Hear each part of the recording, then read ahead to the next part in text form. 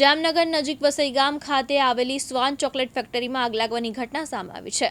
કાચા માલના જથ્થામાં આગ લાગતા 2 માળના ગોડાઉનમાં અફરાતફરીનો માહોલ સર્જાયો અને લાખો રૂપિયાનો માલ બળીને ખાખ થઈ ગયો।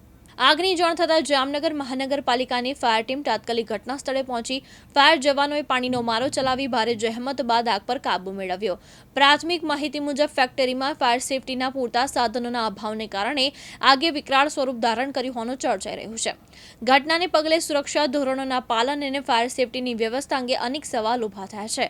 આગની ઘટનામાં કોઈ જાનહાનિના અહેવાલ નથી, જોકે સમગ્ર મામલે તપાસ બાદ હકીકતો સ્પષ્ટ થશે। કંપની સામે જરૂરી કાર્યવાહી કરવાની માંગ પણ ઉઠી રહી છે। મારું નામ છે સ્ટેશન ઓફિસર સુમર ઉપેન્દ્ર।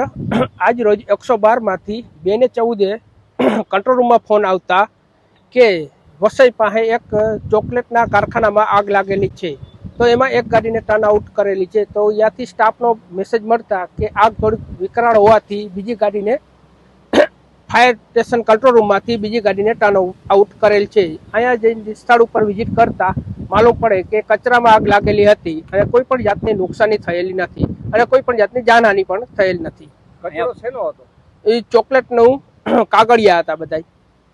ફાયર માટેના પૂરા સાધનો હતા, એના માટેનું કોઈ એનઓસી લેવાનું હોય એ બધી પ્રક્રિયા થયેલી છે કે નહીં? શું ફાયર સેફટી માટેની શું સુવિધા? એ હવે તપાસનો વિષય છે કે હવે અગાઉ તમને કોઈ સાધનો અહીંયા જોવા મળ્યા છે? અત્યારે હાલ પૂરતા કઈ જોવા મળેલા નથી, પણ હજી તપાસ કરવાની બાકી છે। અહીં કેટલા લોકો ત્યાં હાજર હતા આસપાસ? અંદાજે 100-150 જણા આજુબાજુમાં હાજર હતા, પણ જે સ્થળે આગ લાગેલી હતી ત્યાં કોઈ પણ જાતના વ્યક્તિ હાજર રહેલા નતા કે કામ કરતા ન હતા। ખાસ કરીને આગ કઈ જગ્યાએ લાગી હતી? એક કચરાનું ગોડાઉન છે કે જે આપણે ચોકલેટનું કારખાનામાં જે ચોકલેટનું પેકિંગ કરે એનો કચરો જે હતો એમાં આગ લાગેલી હતી, અને કઈ હિસાબે લાગેલી એનું જાણવાનું બાકી છે। શાયદ અકસ્માતે લાગેલી છે। અનિલ ગોહિલ, દિવ્યાંગ ન્યૂઝ, જામનગર।